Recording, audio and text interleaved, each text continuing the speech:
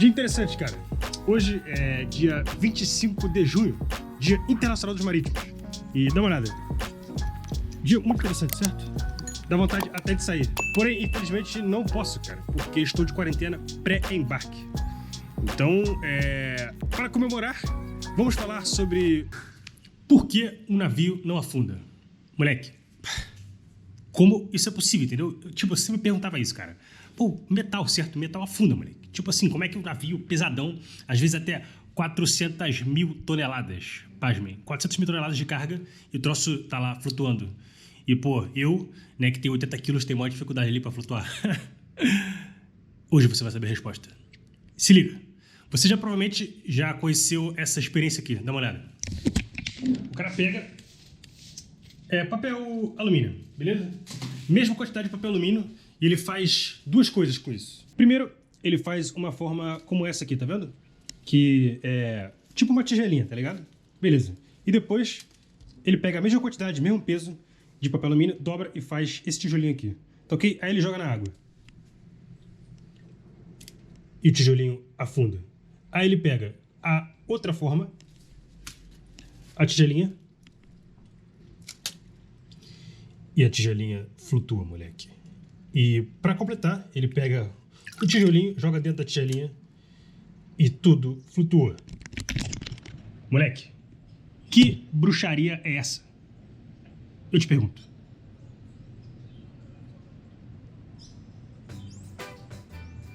Essa experiência é muito maneira, né, cara? Eu fiquei assim, boca aberto da primeira vez que eu assisti e ainda acho mó doideira. Mas vamos entender por que ela funciona. Você já deve saber disso, né? Que corpos mais densos normalmente afundam e corpos menos densos normalmente flutuam, né? Por isso que, sei lá, o balão de gás hélio que tá no ar, ele é menos denso que o ar, ele sobe, né? E por isso que um pedaço de alumínio, né, quando você joga na água, ele desce. Mas a questão é a seguinte, cara. Quando você faz uma forma aqui com esse pedaço, o mesmo pedaço de alumínio, cara, você automaticamente, sem querer, você enche esse troço de uma coisa muito importante. O nome dela chama-se ar.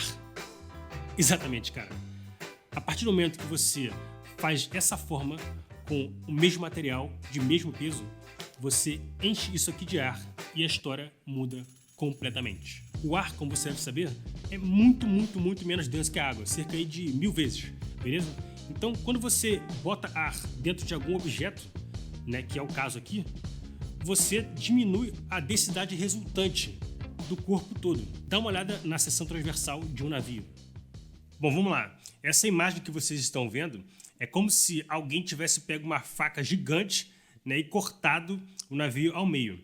Então, numa situação que o navio tivesse carregado, toda essa parte cinza mais clara aqui, ela estaria cheia de carga. Então, poderia ser, por exemplo, desde sal, trigo ou até mesmo minério de ferro, que é uma coisa bastante pesada. E essa parte aqui, esses buraquinhos que vocês estão vendo no lateral, embaixo aqui, todos eles são tanques de lastros ou espaço vazio, que numa situação que o navio tivesse carregado, eles estariam completamente cheios de ar. Sem água, sem nada, somente ar. Então, por mais que o volume desses espaços aqui fosse muito menor, né, do que o volume desse espaço em cinza mais claro, como aqui é ar, cara, e o negócio é muito, muito, muito menos denso que a água, ele tem força o suficiente para poder fazer o navio flutuar. Imagina uma prancha de bodyboard, né? A prancha de bodyboard ela é muito menor do que o corpo humano, né? Mas ainda assim, ela tem flutuabilidade suficiente para fazer com que a gente flutue tranquilamente no oceano aí. Nessa segunda imagem aqui, você consegue perceber que na parte submersa existem muitos espaços com ar. Então você tem aqui, toda essa parte de baixo aqui. Na realidade, até dentro dessa parte vermelha, você também tem bastante ar. Falando um pouco de densidade, né? Imagina se toda essa parte submersa aqui pesasse, sei lá, 5.000 toneladas. Então, por mais que essa parte aqui pese muito, quando você insere ar aqui dentro, né, o espaço que ela ocupa é desproporcionalmente muito maior, fazendo com que a densidade, né, que é massa sobre volume, seja muito menor. Imagina 5.000 toneladas somente de ferro, talvez fosse somente desse tamanho dessa parte vermelha aqui, entendeu? Então, apesar dele pesar bastante, aqui no caso, o navio ocupa um espaço muito maior em relação ao seu peso. Isso faz com que a densidade seja menor e, como você sabe, corpos menos densos flutuam.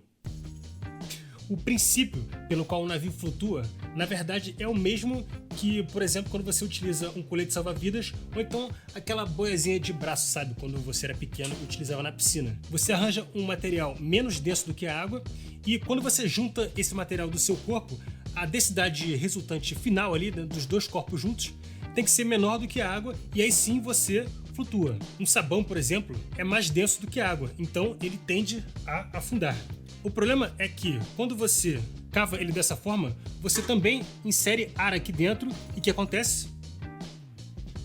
Ele flutua, cara. E não é por causa do peso. Pensa só, esse pedacinho muito pequeno pesa muito menos do que isso e também afunda. Entendeu? No final das contas, cara, o navio só flutua porque existe uma boia. E o nome dela chama-se ar. Respira fundo. Vamos falar de estabilidade.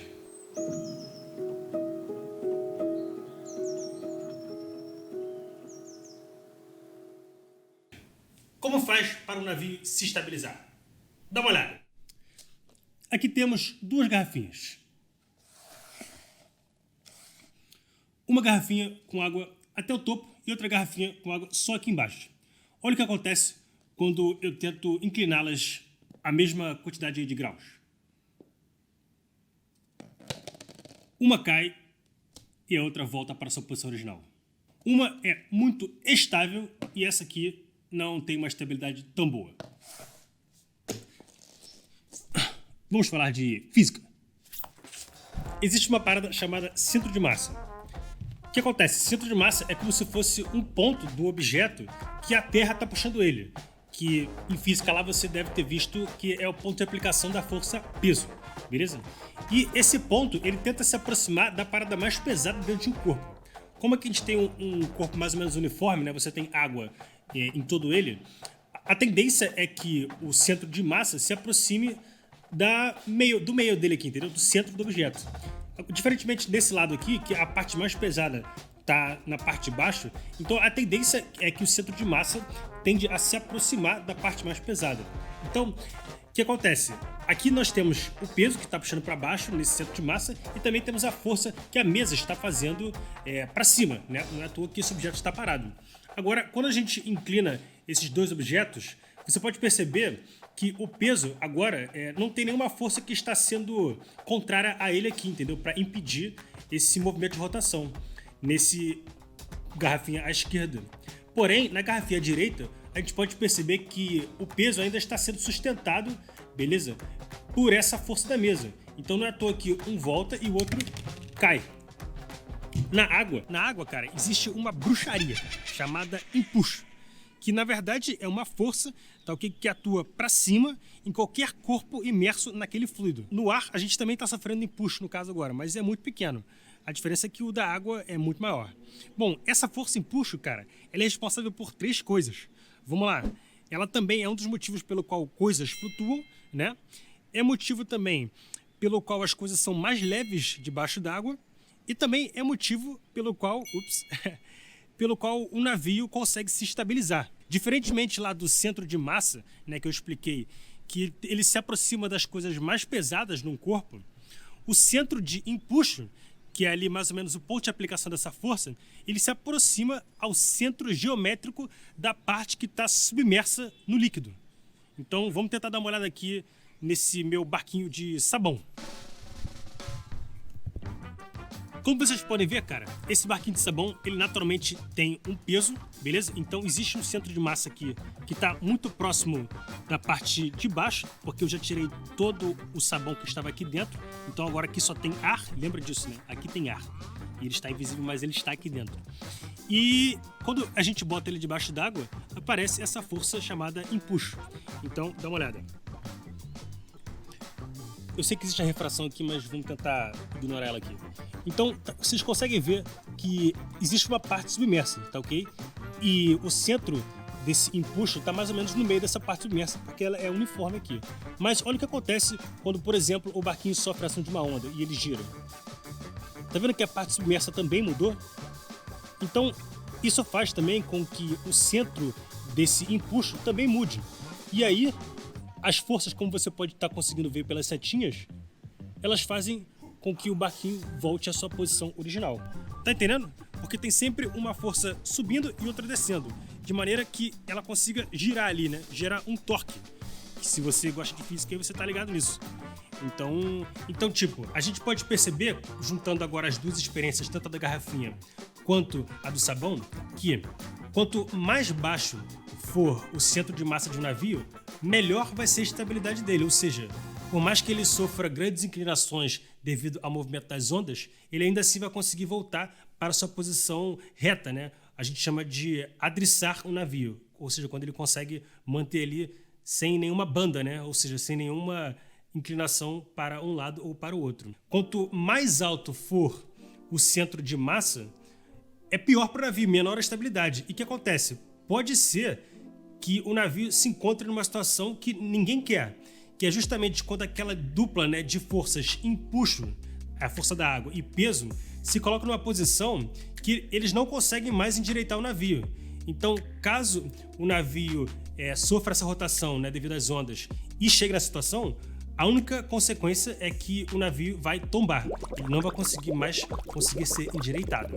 Para poder aumentar essa estabilidade, o que acontece é que os estaleiros, né, ou seja, os engenheiros, na hora de projetar os navios, eles colocam sempre os equipamentos mais pesados na parte de baixo, de modo a puxar esse centro de massa mais para baixo do navio e aumentar a estabilidade. Então, por exemplo, os motores, né, os geradores de energia, todos esses equipamentos, eles ficam sempre na parte de baixo do navio. Não adianta também o navio ter muita estabilidade.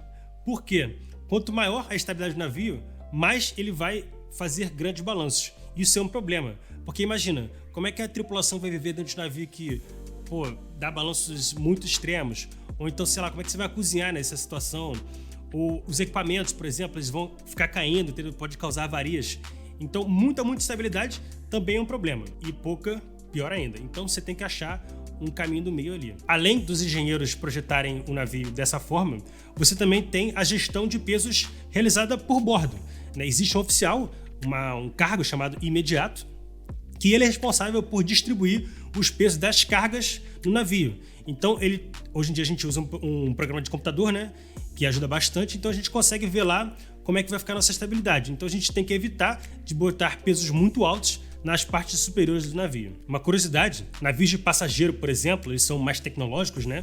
Então eles têm alguns sistemas anti-balanço para poder impedir que o navio faça assim. Então você tem tanto sistemas de estabilizadores, que são tipo asas assim, que elas funcionam com o mesmo princípio que um avião voa, tá? Mas eu não vou entrar em detalhe agora porque já falei bastante. Posso falar isso num vídeo posterior.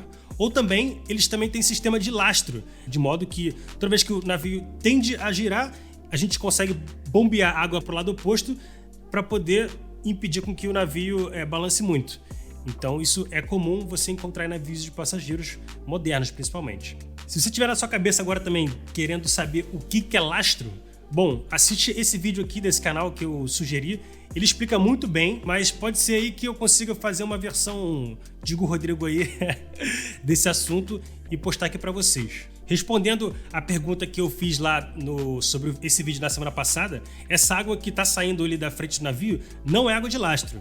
Ela é simplesmente uma água que a gente usa para poder lavar a âncora, né, ou ferro, como a gente chama, quando ela sobe às vezes muito suja e tudo mais, ou por exemplo, ela pode estar ligada ali à rede de incêndio, a gente está precisando despressurizar a rede de incêndio e, enfim, não é água de lastro. Eu acho que eu falei bastante agora, Se você tiver alguma dúvida aí, deixa aqui embaixo nos comentários. Eu acabei não respondendo as perguntas do Instagram todas, mas fique tranquilo porque eu já gravei e na próxima semana você vai ter lá as respostas das perguntas que foram feitas.